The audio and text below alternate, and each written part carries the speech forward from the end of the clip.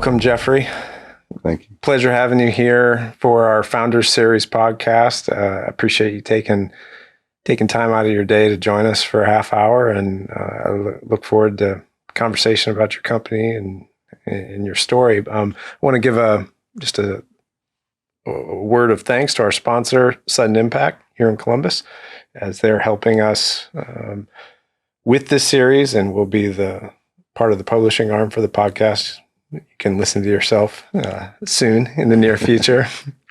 And for those listening, Jeffrey Price is the founder and CEO of Plan Logistics here in Columbus, Ohio. And we're going to be talking about, on the series, we talk markets, we talk leadership, innovation, technology, partnerships, all the things that go into business formation and execution, but through the lens of the founder's eyes. Yes. Through the lens of the CEO.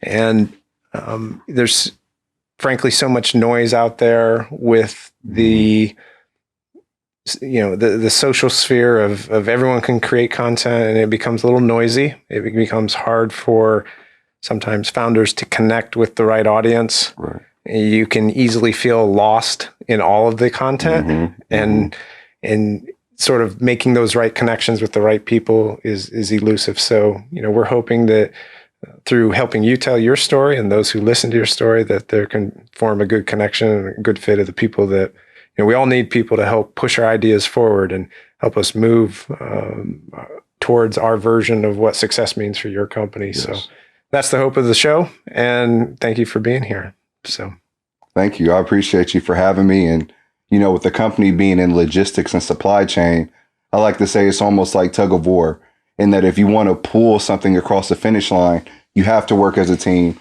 you have to cooperate, and you have to invest in people. So I appreciate the teamwork and you helping me pull my way to success, and others as well. So thank you. Absolutely. It's a pleasure. I find stories like yours are intriguing. They're compelling. They're fascinating, and we don't tell them and slow down enough to hear them. So that being said, why don't you give us a sense of how you came to be the founder of Plan Logistics? Where have you been? What have you been up to the last few years? What's been instrumental? How did you get where you're at today? Yeah, I appreciate that question, and I like to start with PLAN is actually an acronym for Performance Logistics Action Network. So simply, performance is who we are. That's the act of execution. Logistics is what we do. We take simply a person, place, thing, or idea and take it from point A to point B. Action is what we take, and network is what we bring. So essentially, we're a third-party logistics company, meaning we take a shipper such as Walmart and connect them with Kyle's Trucking, for example, and then we make margin in between. And third-party logistics is the future of transportation right now. As far as the bigger companies go, for them to outsource that aspect of their business, they get an immediate return on investment as far as a specialized knowledge and talent base. And that's where we see the trend is going now, to where even the bigger and major companies around the United States and globally, they all are using third-party logistics to help their supply chain moving forward. And is that for those who don't operate in logistics, or that's an unfamiliar industry or space, what do you mean by third-party logistics? So third-party would essentially be just an outside source, almost like a consultation services. So instead of us being directly connected with Walmart, for example, they hire us and bring us on the outside with those specialized relationships where we have. And similar to where, you work with an insurance broker or a real estate broker, because they have those specialized networks and connectors in the industry. A freight brokerage, which is what we are, we're able to connect the shipper to carriers that can specify their complex supply chain needs for transportation. Oh, I see. And where did your interest in logistics come from?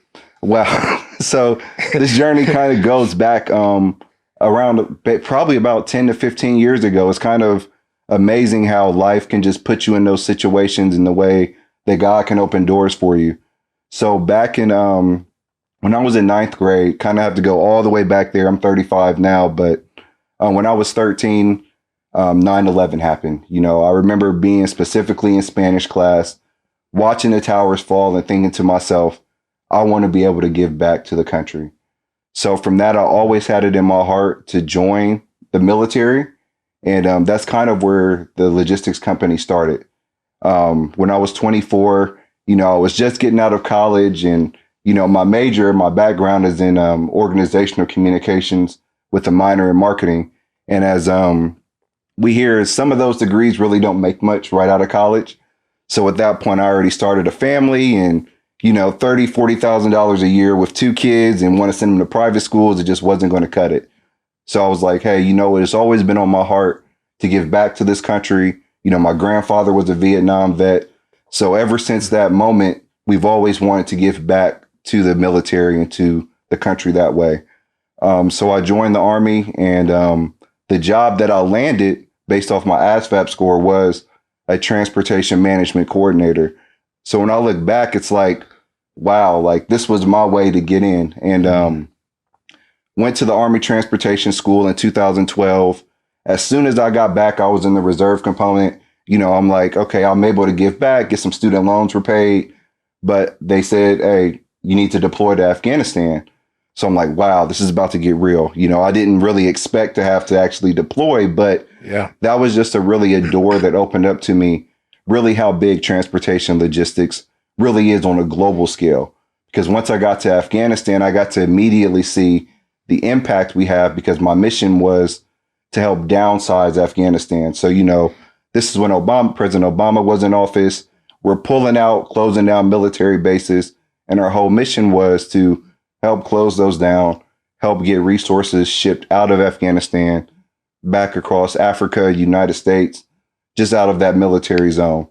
And through that experience, I gained the confidence. The military kind of boosted my leadership skills, that I was able to really step out of my comfort zone. The military has a great way of forcing you to be a leader. And that's really what confidence is, being in uncomfortable situations and rising above it. I'm just listening to that part of your story. Going from, sending something from Columbus to Cleveland seems like eyes closed, finger roll compared to evacuating from Afghanistan, right? Yeah. I mean, maybe not. I'm sure Route 71 is, fraught with all kinds of danger getting aside. But, what was it like? Like, that seems like a massive thing to do, to evacuate a military operation from a country. Yeah, absolutely. And that's a great point. And I think as far as where we go as leadership and entrepreneurs, kind of being able to look back at key milestones that you've achieved before you start a business or before you step out on faith to pursue those endeavors, is to really look back at what you've already accomplished. So even now, as being a small business and starting up, I can always look back at those moments and say, oh, it's really not that bad. Mm-hmm. The military kind of teaches you about, misery loves company. But if you're in good company, then those trials and tribulations, they feel good. And it really builds a brotherhood or a family structure. Yeah, for sure. Tell me a little bit more about that. The people that you walk with, the people that have helped you launch this company, from a leadership perspective, who are some of those top voices who have inspired you, encouraged you, and sort of given you that social network and social capital to go launch this? Yeah. So, I'd like to say everybody's journey into entrepreneurship or starting a business is different. Some people have investors. Some people use their own capital. Some people rely on family. But for me, I started the company in 2020. I was working at a large automotive manufacturer at the time. So kind of circling back, when I got back from Afghanistan, the door opened for me to work at an automotive manufacturer out in Marysville, to where I was in charge of global supply chain. So now literally I went from what I did in the military to doing on the civilian sector. So with that door, I was able to travel the world, go to India, go to different countries to where automotive parts were being made there. And then they were being produced in those countries. So getting that vision, or being able to see the impact on global logistics and how, If they don't get their product overseas, their whole country is shut down. Now you have somebody that lives in India or England or South America to where maybe they don't have the same resources we do in the United States. And now they can't go to work or feed their families. So that's really what put that passion in my heart to say, hey, you should really start this business. So circling back to your initial question, in 2020, everybody was furloughed. It was COVID. A lot of people were out of work, and I was able to still work. They furloughed everybody in North America except maybe about 50 people who were part of the global supply chain because, as you know, Kyle, COVID kind of hit different countries at different times. Yeah. So, when the United States was down, China was still running, because they got hit first before we did. Yeah. So through that experience, I realized, man, if I'm getting trusted with billion-dollar decisions at home, then maybe I should go back and start my own business that I've always been on my heart for years since I came back from Afghanistan. So when I launched in 2020, I had a real spiritual moment. Maybe you're familiar with the book called Think and Grow Rich by Napoleon Hill.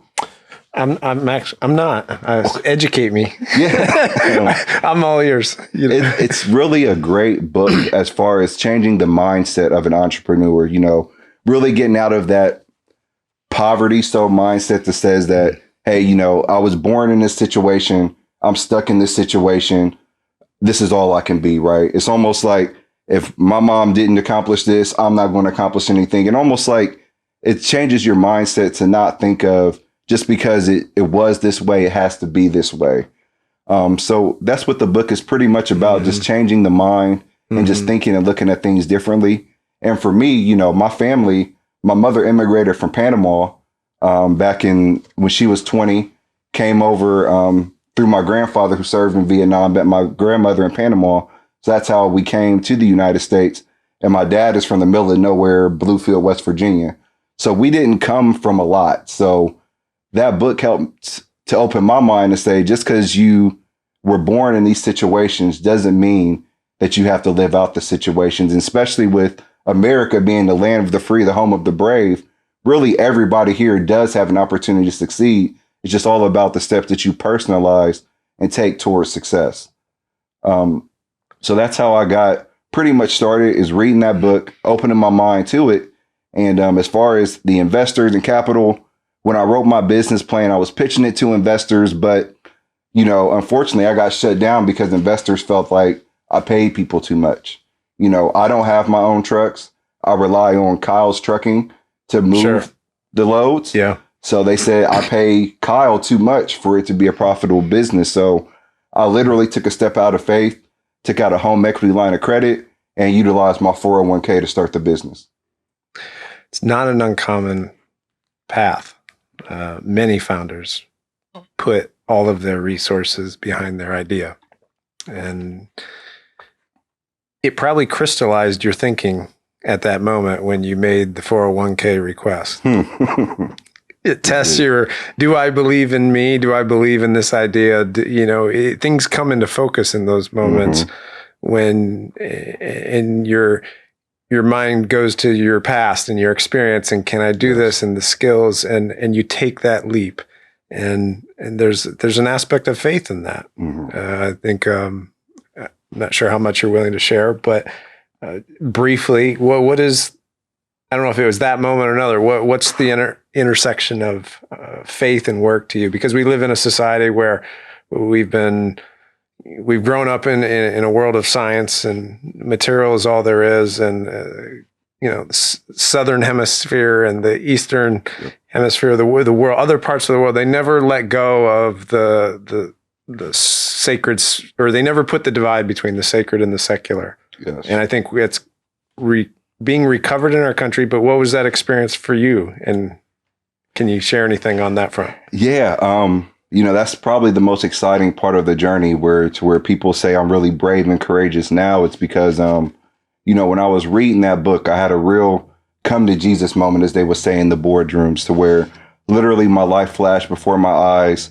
And, I like to define vision as, foresight with insight based on hindsight.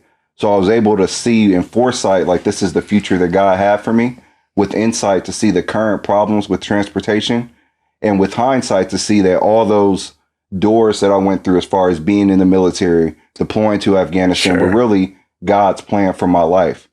So, I mean, really, Kyle, when I had that life flashing before my eyes, if anybody's ever been in a car accident or anything like that to where they've had that experience, you kind of get a realigned focus on what's really important. So, at that point, I went from maybe a casual Christian, so to say, to where I grew up in the church, went to church here and there, to where I was sold out. I sold out so much that I had to go to marital counseling, where my wife was like, I don't even know who I married anymore, because I went on, a whole spree of the music I listened to, the way I talked, the way I dressed.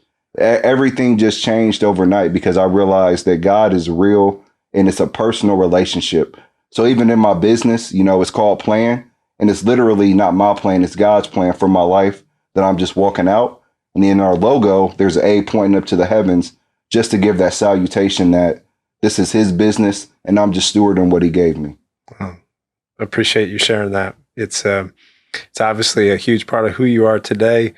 It's a huge part of the company that you're building, the types of relationships that you form, and what forms that connection between you and everyone in the world, that you travel within, and the people you work with, your wife, your kids, your family, your employees. Speak to some of the challenges that founders face. So you've got this foundation, you've got these roots in your faith, in your family, in your, in the military that anchor you down, that say, I can do this, I can weather these storms. COVID hit, tough time. Capital markets have taken a hard downturn this year, tough time. There's pressures, internal and external, all the time. Talk to me about what have you learned as a founder navigating those challenges? How do you, what do you think are the challenges facing business owners?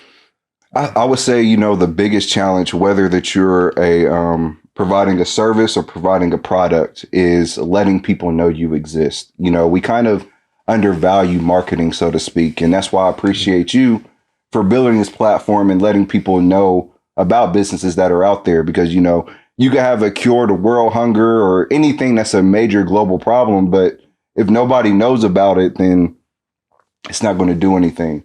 So I think for me, the biggest hurdle was, I have the military awards where I graduated 100% on every test from the Army Transportation School, have the background for working at a Japanese auto manufacturer, but nobody knows me.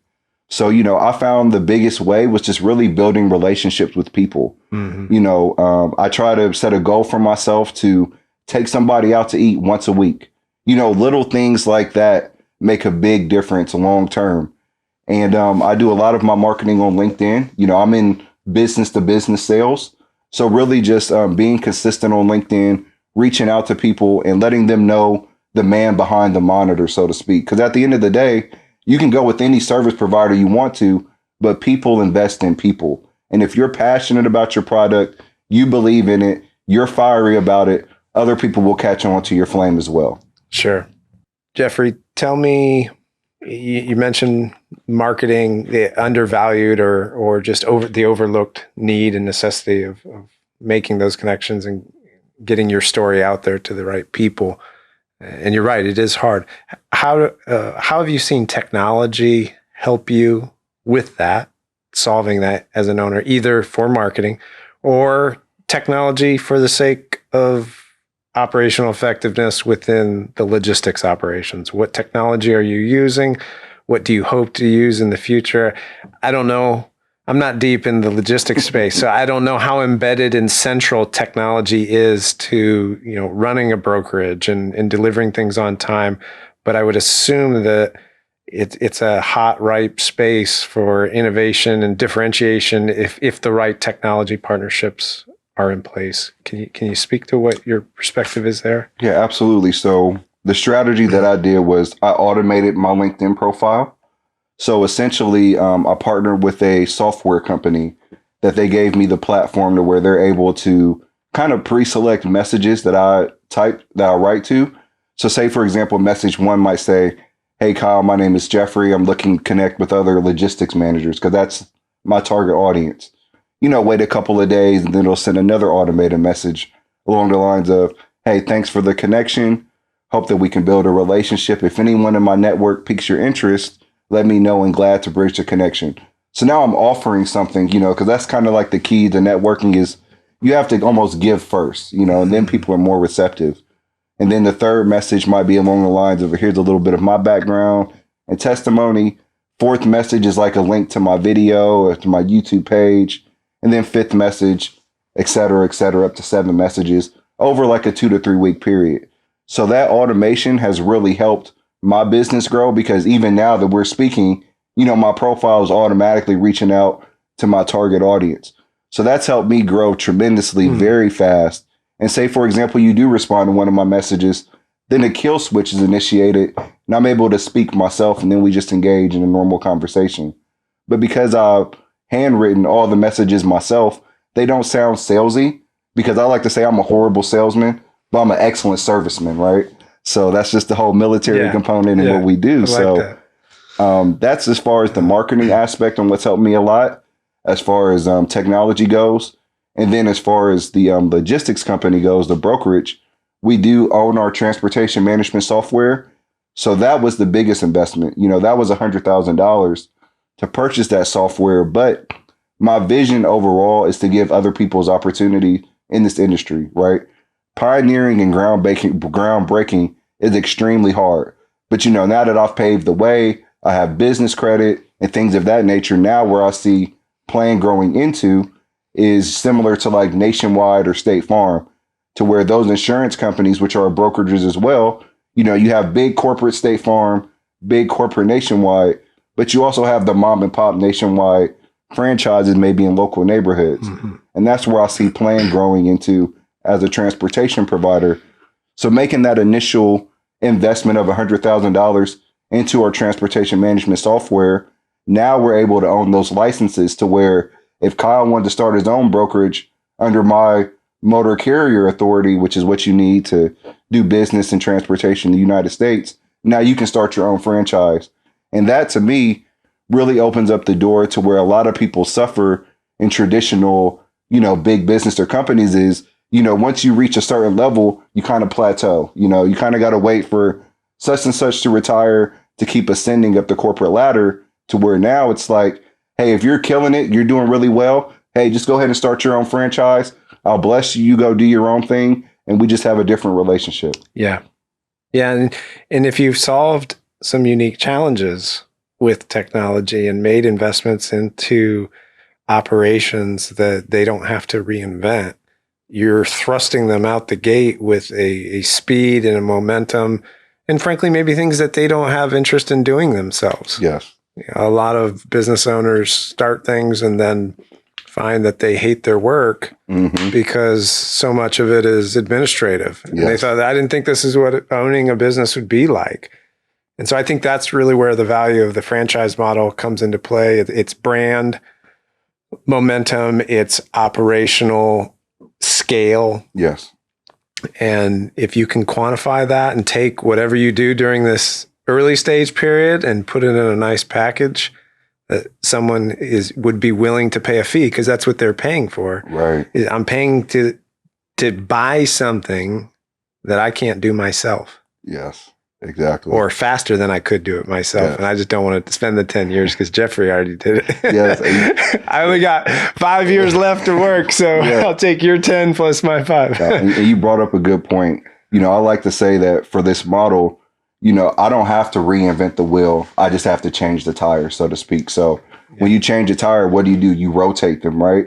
So sometimes you need to rotate leadership and put somebody else in that position with a franchise model. Sometimes you need to put new air in the model in the tire so it rides smoother, or just change the tire altogether so you have different traction. But all that has to do with just, you don't have to reinvent something that's already in place. So that's what I encourage to people who have a service-based business is don't overthink it. Just change the tire. Don't reinvent the wheel and put your own unique personality behind it. Yeah. I love your story because it's hopeful to a lot of aspiring business owners, young people, high schoolers coming up. My daughter's in high school. So I'm thinking, and my boys, what that will follow soon behind. What will they do? What would they be interested? Not everything has to be transformative IP. Right. groundbreaking going to the moon. It can be exactly what you just said. A passion to do something that the world needs, already uses, but just do it better. Yes. And those improvements in service, hugely valuable if you can treat your clients and deliver on time, or you know what I mean? It's an improvement to the way it happens, and that becomes your brand and your story. Yes. Thank you. We're running towards the close here. I have one final question for you, coming back to you, because well, let me put it this way. Most founders have an inclination towards a type. They start off as inventor, creative. Mm-hmm. I'm at 0 and I need to have an idea. Let's go do A, B. So you have inventor, you have once it's launched, you turn it, you have to become an operator. Right. And the wheels are turning on the machine. Yeah. As you scale, you must become a manager if you're to be successful and get work done through others. Yep.